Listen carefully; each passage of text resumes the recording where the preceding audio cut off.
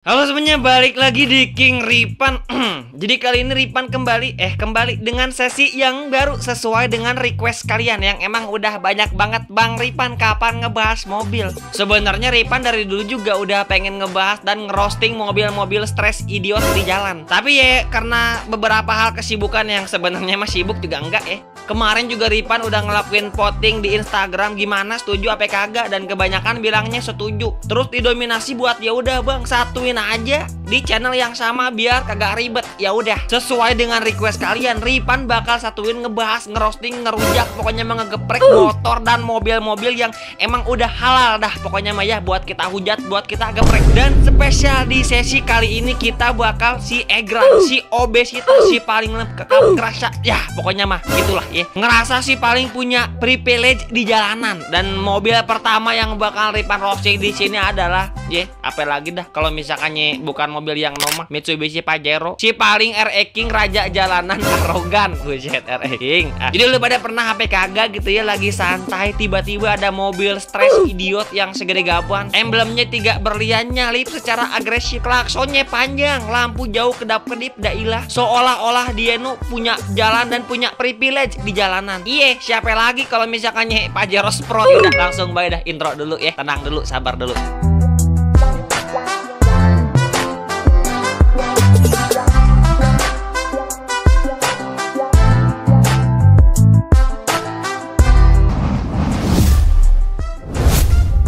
Kalian yang follow IG Ripan nanti bakal Ripan follow back nih kalau misalkannya gak percaya ya. Linknya ada di deskripsi dan juga pin kolom komentar. Pertama-tama Ripan bakal jelasin dulu dah tentang ini stereotip dari Pajero Sport yang katanya masih raja jalanan. Ini bodinya ngikutin si NMAX karena obesitas, kelakuannya udah kayak RX Jamret ya, karena demen arogan. Belum juga posturnya yang tinggi udah kayak si KLX Egrang. Nah Ripan bakal kenalan dulu dah sama mobil yang atu ini. Mitsubishi Pajero Sport adalah SUV leather frame yang udah jadi ikon mobil gagah di Indonesia. Dimensinya yang obesitas, mesinnya yang diesel ngebul dan bertenaga. Kalau misalkannya dilihat dari desain mah emang ini mobil terlihat maco dan obesitas. Makanya banyak yang pakai mobil ini buat menunjukkan status sosial mereka. Tapi status sosial itu malah sering disalahartikan menjadi keangkuhan di jalanan. Beda banyak dah pokoknya mah ya oknum-oknumnya. Gimana kagak mobil ini sering dipakai oleh bos-bos perusahaan, pejabat, atau bahkan orang-orang yang ngerasa dompetnya tebal kena peleter.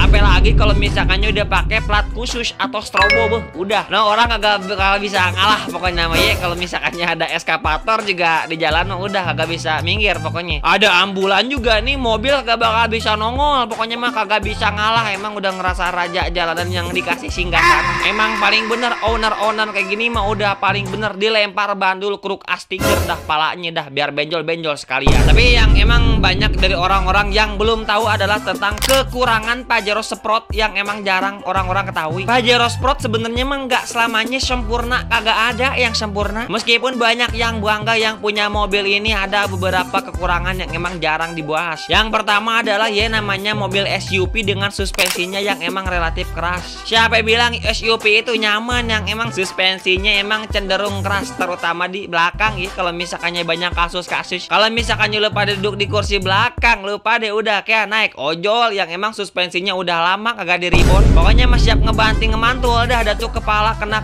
kabin atas.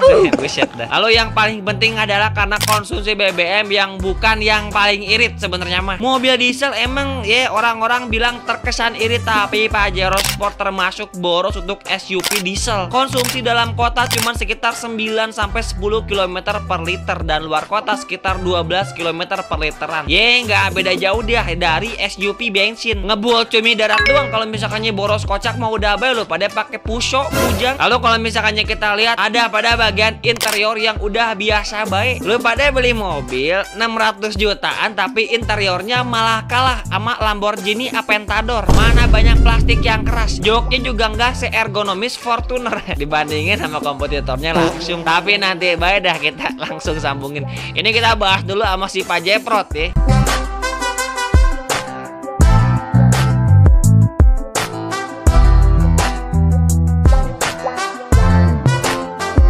Lalu yang keempat adalah mesin diesel yang emang relatif berisik dengan vibrasi tinggi. Udah kayak Tiger, demen bener kendaraan dengan vibrasi yang tinggi. Orang-orang demen bener pakai kendaraan yang punya vibrasi, punya vibrator. Buset, dah kayak Nokia jadul, ada SMS getarannya kena saku. Jadi buat lu suka yang emang ketenangan, Pajero Sport mungkin bukanlah pilihan terbaik ya, pilihan kocak, dia selalu tenang malah vibrator. Selain itu juga relatif mesinnya cukup kasar, apalagi kalau misalkannya dibandingin dengan SUV diesel modern kayak Ford Everest atau sama LCGC.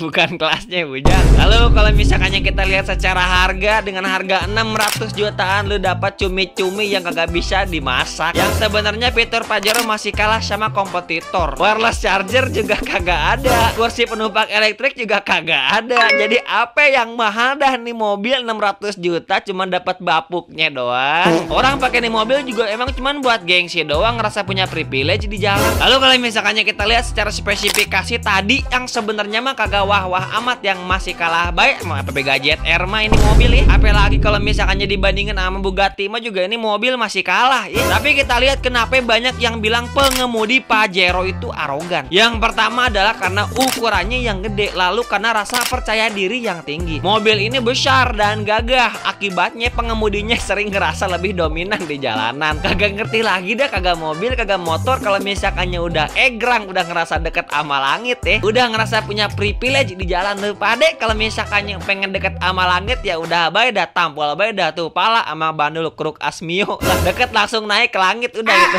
Lalu yang kedua adalah karena dipakai orang-orang berduit yang kadang ya kurang sabar pokoknya mah. Yang sebenarnya mah urgen mah kagak, tapi udah nyalain klakson, strobo bae di jalan, nyuruh orang-orang buat minggir. Lu pada siapa? Ada kebakaran di kantor apa gimana pak? Gila. Emang banyak pemilik Pajero itu rata-rata berduit. Sayangnya ada beberapa yang ngerasa lebih baik berhak atas jalan raya. Gak semuanya sih, tapi semuanya dah bodo amat.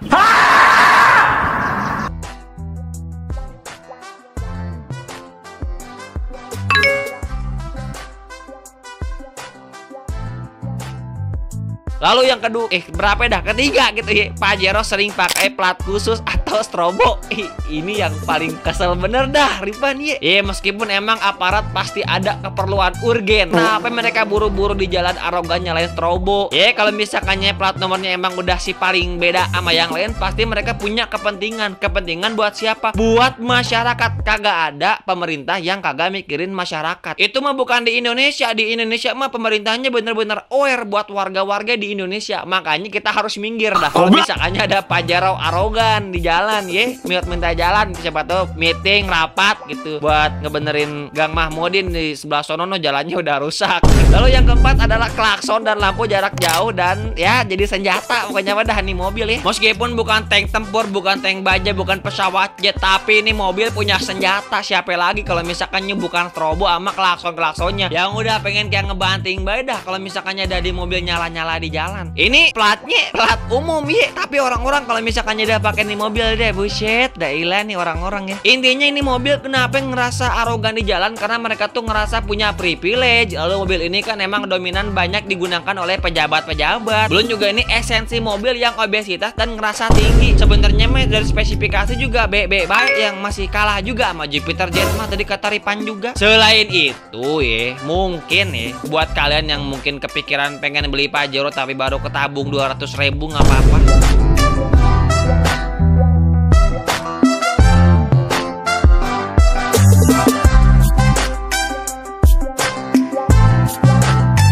Sebenarnya mah ada SUV tangguh tanpa aura keangkuhan. Mungkin kalian bisa pertimbangkan alternatifnya. Yang pertama adalah Fortuner. Punya fitur yang lebih lengkap serta suspensi yang lebih sopan. Pokoknya mah kagak bakal lu pada turun dari Pajero langsung bae diurut atau gegara pantatnya bergetar terus. Lalu ada Ford Everest yang emang lebih nyaman dan suara mesin lebih halus. Lalu ada Isuzu MU-X lebih irit dan bandel. Di Indonesia kagak tahu udah jarang sebenarnya, emang lebih dominan tuh Fortuner kalau kagak Pajero. Kalau misalkannya kagak NMAX ataupun ada daripada Bugatti gitu ya. Ngaco itu mah udah. Jadi kalau misalkannya kita lihat dah, emang Pajero Sport mobil keren tapi punya banyak kekurangan. Bukan banyak banget pokoknya. Citra mobil ini juga sering tercoreng karena gaya mengemudi sebagai pengguna yang arogan. Jadi gimana dah pokoknya mah ya. Semua pengendara Pajero seperti apa? Apakah seperti ini? Dan kira-kira ini mah ya pesan terbuka buat lu pade gitu ya. Selain sebenarnya mah dari spesifikasi yang berapa, terus emang esensi pengendaranya yang mengudah kayak esensi SDM rendah yang emang di jalan juga. Indonesia jalannya sempit bro. Nih Ripan ingetin, Indonesia jalannya sempit kecil ya, meskipun emang jalannya bagus. Salah lu pada beli Pajero ya. Kalau misalkan mau lu pada beli Pajero tuh di Afrika di mana gitu ya, yang aspalnya masih rusak, yang jalan aspalnya masih jarang dah, lu pada beli Pajero. Di Indonesia mah semua jalannya udah aspal, bahkan sampai ke penjuru